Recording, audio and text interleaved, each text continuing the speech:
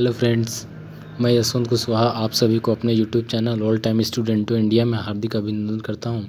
जैसा कि आज हम डिस्कस करने वाले हैं कि संविधान के जो महत्वपूर्ण अनुच्छेद हैं और उनसे जो महत्वपूर्ण क्वेश्चन बनते हैं जो कि विभिन्न प्रतियोगिता परीक्षाओं में पूछे जाते हैं और फिर जो पूछे जा चुके हैं, तो चलिए आइए उस संबंध में हम लोग डिस्कस करते हैं। तो जो भारतीय संविधान के जो महत्वपूर्ण अनुच्छेद में से जो पहला प्रश्न है, चलिए आइए हम उसके बारे में डिस्कस करते हैं। तो भारतीय संविधान का जो अनुच्छेद का पहला प्रश्न है वो है, भारतीय संविधान में कितने अनुच्छेद हैं? तो पहला ऑप्शन है 300 अनुच्छेद, दूसरा ऑप्शन है 350 अनुच्छेद, तीसरा ऑप्शन है 400 से अधिक अनुच्छेद और चौथा ऑप्शन है 500 अनुच्छेद। तो आप सभी को पता ही होगा कि जो हमारे संविधान में जो मूल रूप से अनुच्छेद है वो तो 395 थे, लेकिन वर्तमान में जो अनुच्छेद है वो 400 मतलब कि 452 हो चुके हैं। ठीक है, तो यहाँ पर जो ऑप्शन है सी वो करेक्ट होगा क्योंकि 400 से अधिक है। तो चलिए हम लोग नेक्स्ट क्वेश्चन में चलते हैं। तो मूल भारतीय संविधान में कितने भाग, अनुच्छेद और अनुसूची थे? तो जो पहला ऑप्शन है 22 भाग 395 अनुच्छेद और 8 अनुसूची। उसके बाद जो है कि दूसरा ऑप्शन है 24 भाग 450 अनुच्छेद और 12 अनुसूची। तीसरा ऑप्शन है 22 भाग 390 अनुच्छेद और 8 अनुसूची। चौथा ऑप्शन है 24 भाग 425 अनुच्छेद और 12 अनुसूची। तो आप सभी को पता ही होगा कि जो मूल रूप में जो संविधान था तो उसमें जो अनुच्छेद है वो 395 अनुच्छेद और 22 भाग और 8 अनुसूची थी। तो इस प्रकार जो है कि जो ऑप्शन ए है वो सही उत्तर हो जाएगा। तो चलिए हम लोग नेक्स्ट क्वेश्चन की ओर आगे बढ़ते हैं। तो सूची 1 और सूची 2 दिया हुआ है, तो इसमें मिलान करना है। तो नए राज्यों का गठन आप सभी को पता ही होगा कि भारतीय संविधान का जो अनुच्छेद 3 है उसमें किया गया है। तो जो पहला का क्या हो जाएगा, ए दूसरा नंबर हो जाएगा। ठीक है, उसके बाद नागरिकता का क्या हो जाएगा, तो नागरिकता जो है कि भारतीय संविधान का भाग 2 में इसका वर्णन किया गया है। तो इस प्रकार जो है कि भारतीय संविधान का भाग 2 हो जाएगा।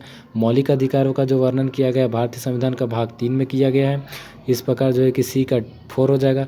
और प्रशासनिक अधिकरण की जो स्थापना की गई है वो भारतीय संविधान का अनुच्छेद 323 ए के तहत की गई है। तो चलिए हम लोग नेक्स्ट क्वेश्चन में बढ़ते हैं।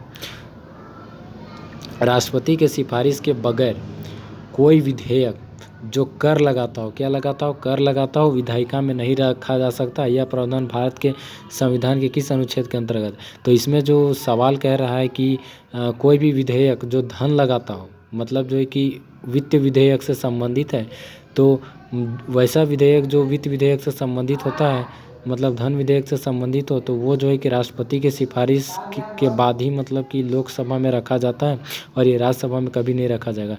तो इसमें जो ऑप्शन जो होगा ना वो अनुच्छेद 117 होगा, क्योंकि जो वित्त विधेयक होता है ना अनुच्छेद 117 में चर्चा की गई है और वित्त विधेयक को राष्ट्रपति के सिफारिश के बाद ही लोकसभा में जो है कि पेश किया जा सकता है। तो इसमें अगर हम व्याख्या करना चाहें तो अनुच्छेद 117 में प्रावधान है कि अनुच्छेद 110(1) से उपखंड च में उल्लिखित कर संबंधी प्रावधान अर्थात कर अधिरोपण करने वाला मतलब कर लगाने वाला विधेयक या संशोधन राष्ट्रपति की सिफारिश से ही पूरा स्थापित किया जा सकता है, अन्यथा नहीं। और ऐसा उपबंध करने वाला विधेयक राज्यसभा में पूरा स्थापित नहीं किया जा सकता, बल्कि ये लोकसभा में पूरा स्थापित किया जा सकता है, लोकसभा में। तो जो वित्त विधेयक है ना उसको कहाँ पे स्थापित किया जा सकता है, तो इसे लोकसभा में ही स्थापित किया जाता है। चलिए हम लोग नेक्स्ट क्वेश्चन में बढ़ते हैं। तो भारतीय संविधान के किस अनुच्छेद के अंतर्गत अखिल भारतीय सेवाओं का प्रावधान किया गया है? तो इसमें जो ऑप्शन है अनुच्छेद 310 है, उसके बाद जो है कि अनुच्छेद 311, अनुच्छेद 312, अनुच्छेद 313। तो जो अखिल भारतीय सेवाओं का जो वर्णन किया गया है ना वो अनुच्छेद 312 में किया गया। तो इस प्रकार ऑप्शन सी सही उत्तर हो जाएगा। तो चलिए हम लोग नेक्स्ट क्वेश्चन में आगे बढ़ते हैं। वित्त विधेयकों के बारे में विशेष उपबंध किस अनुच्छेद के अंतर्गत किया गया है? तो पहले ही क्वेश्चन में हम लोग डिस्कस कर चुके हैं, जो वित्त विधेयक होते हैं वो आर्टिकल 117 में किया गया। तो इसका जो सही उत्तर हो जाएगा, जो कि राष्ट्रपति की सिफारिश के बाद ही लोकसभा में जो है कि इंट्रोड्यूस किया जा सकता है, मतलब कि पूरा स्थापित किया जा सकता है। तो उससे पहले जो है कि आप इसे राज्यसभा में स्थापित नहीं कर सकते और राष्ट्रपति की पूर्व अनुमति के पश्चात ही लोकसभा में में इसे पेश किया जा सकता है। तो वित्त विधेयक के संबंध में जो उपबंध है किस आर्टिकल में किया गया है सर? तो 117 में किया गया है। तो चलिए नेक्स्ट क्वेश्चन में हम लोग आगे बढ़ते हैं। तो जो अगला क्वेश्चन है कि निम्नलिखित में से कौन सी जोड़ी जो है कि सुमेलित है, कौन सी जोड़ी सही है? तो भारत का सर्वोच्च न्यायालय अनुच्छेद 318 पहला ऑप्शन है, भारत का निर्वाचन आयोग 324 है, संघीय लोक सेवा आयोग 332 है, महाधिवक्ता 351 है। तो इसमें जो राइट आंसर जो होगा ना वो भारत का निर्वाचन आयोग 324 है। क्यों ऐसा? इसीलिए क्योंकि देखो भारत का जो सर्वोच्च न्यायालय है ना तो उसका जो वर्णन है अनुच्छेद 124 में किया गया है। किस में किया गया है? तो अनुच्छेद 124 में किया गया है। तो भारत का निर्वाचन आयोग 324 में ये सही है। सॉरी, ये भारत का जो सर्वोच्च न्यायालय उसका जो वर्णन 124 में किया गया है। और फिर भारत का निर्वाचन आयोग 324 में ये राइट है। संघीय लोक सेवा आयोग जो है ना वो इसका वर्णन जो है कि 315 में किया गया है, संघ लोक सेवा आयोग का वर्णन, राज्य एवं संघ लोक सेवा आयोग का वर्णन। और जो राज्य का जो महाधिवक्ता है उसका वर्णन जो है कि 165 में किया गया है। तो इस प्रकार जो इसमें करेक्ट आंसर जो सुमेलित है मतलब जो सही है तो वो जो है वो भारत का निर्वाचन आयोग 324 है। तो इस प्रकार जो है कि हम लोग चलिए अगला क्वेश्चन में चलते हैं। तो निम्नलिखित में से कौन एक सुमेलित नहीं है? तो इसमें भी वो पता करना है कि कौन सुमेलित नहीं है। तो अनुच्छेद 39 से समान न्याय एवं निःशुल्क विधिक सहायता, अनुच्छेद 40 जो है ग्राम पंचायतों का संगठन, उसके बाद अनुच्छेद 44 में समान नागरिक संहिता और अनुच्छेद 48 न्यायपालिका एवं कार्यपालिका से पृथक्करण। तो इसमें जो सही सुमेलित नहीं है ना वो जो है कि वो डी नंबर है। क्यों? क्योंकि जो कार्यपालिका को न्यायपालिका से पृथक्करण किया गया है ना वो अनुच्छेद 50 में किया गया है। तो इस प्रकार जो है कि इसमें सही उत्तर जो होगा वो कौन सा हो जाएगा? तो वो हो जाएगा आपका डी नंबर हो जाएगा। ठीक है, तो चलिए हम लोग नेक्स्ट क्वेश्चन में आगे बढ़ते हैं। इसमें भी जो है कि सम्मिलित करना है।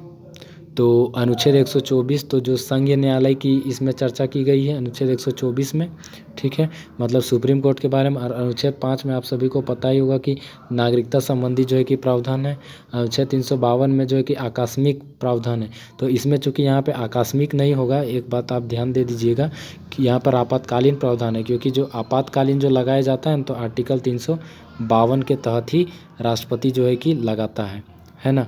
उसके बाद जो है कि 245 में तो विधायी शक्तियों का वितरण मतलब बंटवारा किया गया है कि जो केंद्र और राज्य जो कानून बनाएंगे तो उनका विस्तार कहाँ कहाँ तक होगा। तो डी का जो है कि विधायी शक्तियों का वितरण हो जाएगा, तो आर्टिकल 245 में। तो चलिए नेक्स्ट क्वेश्चन में बढ़ते हैं। अनुच्छेद 14। तो अनुच्छेद 14 आप सभी को पता ही होगा कि जो अनुच्छेद 14 में समानता का अधिकार के बारे में जो है कि चर्चा की गई है। तो इस प्रकार ये हो जाएगा, सही मिलान करते हैं। और अनुच्छेद 36 जो है कि हम लोग जानते हैं कि नीति निर्देशक तत्व जो है कि आर्टिकल जो है कि 36 से लेके कितना तक है 51 तक इसका वर्णन किया गया है ना। तो इसमें जो सही सम्मेलन होगा कौन सा होगा? 36 का हो जाएगा चौथा नंबर, नीति निर्देशक तत्व, ठीक है। उसके बाद अनुच्छेद 74। तो अनुच्छेद 74 के बारे में आप सभी को पता ही होगा कि जो मंत्रिपरिषद का गठन किया गया है, मंत्रिपरिषद का केंद्र में मंत्रिपरिषद का गठन किया गया है, ठीक है। और फिर जो है कि मतलब कि अनुच्छेद 74 में ये चर्चा की गई है कि जो राष्ट्रपति को सलाह देने के लिए जो है कि एक मंत्रिपरिषद होगी, है ना। तो ये हो जाएगा आपका मंत्रिपरिषद। और 368 में जो है कि संविधान संशोधन की प्रक्रिया है, मतलब भाग 20 और संविधान संशोधन की प्रक्रिया जो है कि 368 में की गई है। तो इस प्रकार हमारा ये था। चलिए हम लोग नेक्स्ट क्वेश्चन में बढ़ते हैं। तो इसमें देखिए, इसमें भी मिलान करना है। तो विधानता नए राज्यों को शामिल करना, तो इसमें कौन सा होगा? तो अनुच्छेद 2 होगा, क्योंकि आप सभी को पता ही होगा कि जो राज्यों को मतलब जो बाहर के जो राज्य हैं, ठीक है, मतलब बाहर के कोई क्षेत्र हैं जो हमारे राज्य में मतलब शामिल होना चाहते हैं, तो उनको अगर शामिल किया जाएगा तो उसे आर्टिकल 2 के तहत जो है कि किया जाएगा। और फिर एक बात और चर्चा हम कर सकते हैं कि आर्टिकल 3 में जो है कि ये चर्चा की गई है कि संसद जो है ना वो किसी भी भारत के अंदर अगर कोई राज्य है, ठीक है, तो उसका क्षेत्र को बढ़ाकर या तो घटाकर जो है कि नए राज्य की का निर्माण कर सकता है, उसके नामों में परिवर्तन कर सकता है। और इसमें ये भी व्यवस्था की गई है कि जो संसद जो है ना वो जो संबंधित मतलब कि जिसके नामों में परिवर्तन करना या जिसके क्षेत्र में जिस राज्य के क्षेत्र में परिवर्तन करना है उससे वो बातचीत कर सकती है, वो मतलब कि निर्णय मांग सकती है। लेकिन जो है कि संसद उस निर्णय को माने या ना माने संसद पर डिपेंड करता है, वो इस चीज़ के लिए स्वतंत्र है। ठीक है। उसके बाद समता का अधिकार, आप सभी को पता ही होगा कि जो अनुच्छेद 14 है वो समता का अधिकार है, विधि के समक्ष समता और विधियों के समान संरक्षण। ठीक है। उसके बाद गिरफ्तारी और निरोध से संरक्षण, ये सभी आपको पता होगा। अनुच्छेद 22 में इसका वर्णन है।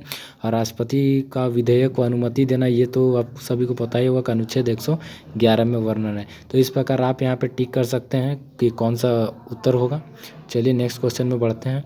और अब है अनुच्छेद 54। तो अनुच्छेद 54 में जो है कि राज्यपाल जो भारत का जो राष्ट्रपति का निर्वाचन होता है, क्योंकि अनुच्छेद जो है कि 52 में राष्ट्रपति के पद से संबंधित व्यवधान है, और अनुच्छेद 75 में जो है कि प्रधानमंत्री और मंत्रिपरिषद की नियुक्ति जो है कौन करेगा, तो राष्ट्रपति करेगा। तो इसमें जो है कि ये व्यवस्था की गई है कि आर्टिकल 75 के तहत जो है कि प्रधानमंत्री की नियुक्ति राष्ट्रपति करता है, और फिर जो है कि प्रधानमंत्री के सिफारिश पर जो है कि मंत्रिपरिषद की नियुक्ति जो है कि कौन करेगा, मतलब अन्य मंत्रियों की नियुक्ति राष्ट्रपति ही करता है। अब देखिए कि अनुच्छेद 155 है। तो अनुच्छेद 155 में क्या व्यवधान किया गया है कि जो राज्यपाल की नियुक्ति कौन करता है, तो राष्ट्रपति करेगा। तो राज्यपाल की नियुक्ति के संबंध में अनुच्छेद 155 में चर्चा की। अब 164 में राज्य के मुख्यमंत्री और मंत्रिपरिषद की नियुक्ति। तो आप सभी को पता ही होगा कि जिस प्रकार केंद्र में प्रधानमंत्री होता है और मंत्रिपरिषद होते हैं, उसी प्रकार राज्यों में भी क्या होते हैं, मुख्यमंत्री होते हैं और मंत्रिपरिषद होते हैं। तो इसकी जो व्यवस्था की गई है आर्टिकल 164 में की गई है। ठीक है। तो इस प्रकार आप इसमें मिलान कर सकते हैं। चलिए नेक्स्ट क्वेश्चन में हम लोग आगे बढ़ते हैं। तो सूची 1 को सूची 2 से इसमें भी सम्मिलित करना है। तो देखिए अनुच्छेद 300 कितना है, ए है। तो इसका तो आप सभी को पता होगा प्रशासनिक अधिकरण। ठीक है। जिसको हम लोग बोलते हैं एडमिनिस्ट्रेटिव ट्राइब्यूनल्स के नाम से भी जानते हैं। ठीक है। अब 324 में आप सभी को पता होगा कि निर्वाचन आयोग की चर्चा की गई है। उसके बाद अनुच्छेद 330 में जो है लोकसभा के लिए अनुसूचित जाति व अनुसूचित जनजाति सदस्यों का वर्णन किया के आरक्षण, मतलब कि जो सीटों के लिए आरक्षण है लोकसभा में, अनुसूचित जाति और अनुसूचित जनजाति के सीटों का आरक्षण की जो व्यवस्था की गई वो अनुच्छेद 330 में की गई। अब 320 में जो है कि लोक सेवा आयोग के कार्य हैं, क्योंकि 315 में जो है कि मतलब राज्यों एवं क्या बोलते हैं उसको और केंद्र के लिए क्या होता है, लोक सेवा आयोग होता है। मतलब जैसे प्रकार यूपीएससी होता है ना, और वो हो गया केंद्र स्तर पर एग्ज़ाम कंडक्ट करवाती है। उसके बाद जो है कि राज्य स्तर पर जेपीएससी हो गया, यूपीपीसीएस हो गया। तो इन सभी चीज़ों की जो चर्चा की गई 315 में की गई है, लेकिन जो लोक सेवा आयोग के जो कार्य है ना वो 320 में किया गया है। ठीक है। तो इस प्रकार हमारा ये क्वेश्चन भी सॉल्व हो गया। और चलिए अगला क्वेश्चन में हम लोग बढ़ते हैं कि जो संवैधानिक संशोधन मतलब हो गया आपका कि कॉन्स्टिट्यूशनल अमेंडमेंट, मतलब कि संविधान संशोधन। तो इसकी जो चर्चा की गई है कहाँ पे की गई है, तो इसकी जो चर्चा की गई है ना आर्टिकल 368 में की गई है ना। उसके बाद वित्त आयोग तो आप सभी को पता होगा कि 280 में किया गया है। उसके बाद वित्तीय आपातकाल जो लगाया जाता है 360 में, एक लगाया जाता है आर्टिकल 360 के तहत राष्ट्रपति लगाता है। तो इसमें हम एक चीज़ और भी जान सकते हैं 352 के तहत जो है कि नेशनल इमरजेंसी राष्ट्रीय आपातकाल लगाया जाता है। उसके बाद 356 के तहत जो है कि क्या लगाया जाता है, 356 के तहत आपको राज्यों में राष्ट्रपति शासन लगेगा, राज्यों में, है ना, राज्यों में राष्ट्रपति शासन लगता है। ठीक है। तो उसके बाद जो है कि वित्त आपात हो गया। अखिल भारतीय सेवाएं आप सभी को पता ही होगा कि 312 में है। और इसमें एक चीज़ और भी हम जान सकते हैं कि जो राज्यों एवं संघ के लिए जो लोक सेवा आयोग होता है उसका वर्णन कितना में किया गया है, तो 315 में किया गया। तो इस प्रकार जो इसका सही उत्तर हो जाएगा व्याख्या के साथ, तो ये हम लोगों ने डिस्कस किया। तो चलिए नेक्स्ट क्वेश्चन में हम लोग आगे बढ़ते हैं। भारत का नियंत्रक एवं महालेखा परीक्षक का जो वर्णन है किस में किया गया है, तो इसका जो वर्णन है आर्टिकल 148 में किया गया है, नियंत्रक एवं महालेखा परीक्षक, है ना। उसके बाद वित्त आयोग का तो गठन आप सभी को पता ही होगा किस में किया गया है, तो ये किया गया आपका 280 में। अब प्रशासनिक अधिकरण हम लोग पिछले क्वेश्चन में भी डिस्कस कर चुके हैं कि आर्टिकल 323 में। अब संघ लोक सेवा आयोग के बारे में भी हम लोग डिस्कस किया है कि राज्यों एवं केंद्र के लिए जो है संघ लोक सेवा आयोग होगा और राज्य लोक सेवा आयोग होगा। तो इसकी चर्चा जो है आर्टिकल 315 में की गई है। ठीक है। तो इसका जो सही उत्तर हो जाएगा हम लोगों ने डिस्कस किया। अब हम लोग चलिए नेक्स्ट क्वेश्चन में आगे बढ़ते हैं। चलिए यहाँ पे आप व्याख्या अगर करना चाहो तो कर सकते हो। अब 215 है, ठीक है। इसमें भी जो है कि सूची 1 और सूची 2 दिया हुआ है। अब इसमें जो है कि क्या दिया हुआ है, 215 है, ठीक है। तो 215 में जो है कि 214 में आप सभी को पता ही होगा कि उच्चतम न्यायालय है, और 215 में जो उच्च न्यायालय है। 214 में क्या है, किसका वर्णन है, तो उच्च न्यायालय का, ठीक है। तो उच्च न्यायालय का वर्णन किया गया है, और 215 में ये वर्णन किया गया है कि जो भी उच्च न्यायालय अपना जो जजमेंट देगा तो वो जो है कि एक अभिलेख के रूप में कार्य करेगा। क्या करेगा, अभिलेख के रूप में कार्य करेगा। तो इस प्रकार जो है कि उसके वो एक अभिलेख की तरह कार्य करेगा, और फिर जो भी उसके अधीनस्थ न्यायालय होंगे तो उसी के आधार पर, अगर उसी से रिलेटेड कोई भी मुद्दा अगर होगा तो उसी के आधार पर वो जो है कि अपना रिपोर्ट देगा, अपना जजमेंट देगा। अब जो है कि 222 में जो क्या वर्णन है, किसी न्यायाधीश का जो है कि न्यायालय से दूसरे उच्च न्यायालय में स्थानांतरण जब होगा ना, तो वो 222 में इसका वर्णन किया। अब 226 में आप सभी को पता ही होगा कि कुछ रीट निकालने की उच्च न्यायालय की शक्ति। तो जैसे कि अगर संविधान के उपबंधों के आधार पर अगर किसी व्यक्ति का मौलिक अधिकार का हनन अगर होता है, तो जो उच्च न्यायालय है वो आर्टिकल 226 के तहत क्या कर सकता है, रिट जारी कर सकता है, ठीक है। उसके बाद जो है कि आप सभी को पता ही होगा कि जो उच्चतम न्यायालय वो आर्टिकल जो है कि 32 के तहत जो है कि रिट जारी कर सकता है ना, जिसे हम लोग मौलिक अधिकारों के खंड में पढ़ते हैं, संवैधानिक उपचारों के अधिकार। क्या, संवैधानिक उपचारों के अधिकार, उपचारों के अधिकार के संबंध में जो कि हम लोग डिस्कस करते हैं। उसके बाद जो है कि 226 हो गया, ठीक है। अब 227 में क्या था कि सभी न्यायालयों के अधीक्षण की शक्ति, ठीक है। तो जो अधीक्षण की शक्ति कहने का मतलब हो गया कि जांच पड़ताल की शक्ति है, आर्टिकल 227 में इसका बोलना। तो इस प्रकार हम लोगों ने इस क्वेश्चन को भी डिस्कस किया। अब देखिए आर्टिकल 76 में है, इसमें भी सूची 1 और सूची 2 दिया हुआ है, तो आर्टिकल 76 को मिलाना है। तो आर्टिकल 76 आप सभी को पता ही होगा कि भारत का महान न्यायवादी है, ठीक है। और आर्टिकल 75 में जो है कि एक चीज़ हम लोग याद कर लेते हैं कि मंत्रिपरिषद होता है और मुख्यमंत्री की नियुक्ति की जाती है, ठीक है। केंद्र में किसके द्वारा की जाती है, तो राष्ट्रपति के द्वारा। अब आर्टिकल 148 है, तो 148 में आप सभी को पता होगा भारत का नियंत्रक एवं महालेखा परीक्षक है, जिसको हम लोग बोलते हैं comptroller auditor general of India, जो कि केंद्र एवं राज्यों की जो भी लेखा है, ठीक है, तो उसके बारे में जो है कि जांच पड़ताल करता है। उसके बाद 75(1) में जो है कि किसका वर्णन किया है, केंद्र मंत्रियों की नियुक्ति कौन करता है 75(1) में, तो राष्ट्रपति करता है। मुख्यमंत्री बोल रहे हैं, इसका प्रधानमंत्री की नियुक्ति राष्ट्रपति करेगा, और फिर अन्य मंत्रियों की नियुक्ति जो है कि कौन करता है, प्रधानमंत्री की सिफारिश पर राष्ट्रपति, ठीक है। तो ये हो गया। उसके बाद आर्टिकल 131 दिया हुआ है डी नंबर में। तो आर्टिकल 131 में सर्वोच्च न्यायालय के क्षेत्राधिकार का वर्णन किया गया। क्षेत्राधिकार मतलब कि वैसे मुद्दे जो कि अन्य कोई न्यायालय में नहीं जा सकते हैं, डायरेक्ट जो है कि सुप्रीम कोर्ट ही उसकी सुनवाई कर सकता है, ठीक है। तो वो जो है कि सर्वोच्च न्यायालय का क्षेत्राधिकार आर्टिकल 131 में इसका वर्णन किया गया, ठीक है। तो चलिए हम लोग नेक्स्ट क्वेश्चन में आगे बढ़ते हैं। तो इसमें भी जो है कि मिलान करना है। तो सूची 1 और सूची 2 दिया हुआ है। तो देखिए हम लोग पिछले क्वेश्चन में भी डिस्कस कर चुके हैं कि विधि के सम्मुख समानता और विधियों का समान संरक्षण किया जाएगा। तो इसका जो वर्णन है कहाँ पे किया गया है, तो आर्टिकल 14 में किया गया है। कार्य करने का अधिकार, कार्य करने का जो अधिकार है वो किस में किया गया है, तो ये जो वर्णन किया गया है ना आपका आर्टिकल 41 में। कार्य करने के लिए सही और मानवीय स्थितियाँ होना चाहिए, आर्टिकल 42 में किया गया। और बच्चों के लिए जो है कि मुफ्त और अनिवार्य शिक्षा जो है कि उसका वर्णन जो किस में किया गया, आर्टिकल 45 में, जो कि किस में आता है, डीपीएसपी में आता है कि 6 वर्ष से अगर कम उम्र के अगर बच्चे हैं ना, तो उनकी देखभाल करने के लिए और उनकी शिक्षा का अधिकार जो है कि उनके पेरेंट्स को जो है कि प्रोवाइड कराना पड़ेगा पेरेंट्स को, ठीक है। तो ये हो गया, हम लोग ने डिस्कस किया। अब हम लोग चलिए लास्ट क्वेश्चन में हम लोग बढ़ते हैं। इस तरह जो है कि हमारा क्वेश्चन जो है कि समाप्त होता है, ठीक है, फिनिश। तो अगर आपको ये चैनल अच्छा लगा होगा तो लाइक करें, ठीक है, सब्सक्राइब करें, और ऐसे ही वीडियो पाने के लिए आप हमारे चैनल पर बने रहें। तो थैंक यू। जय हिंद, जय भारत।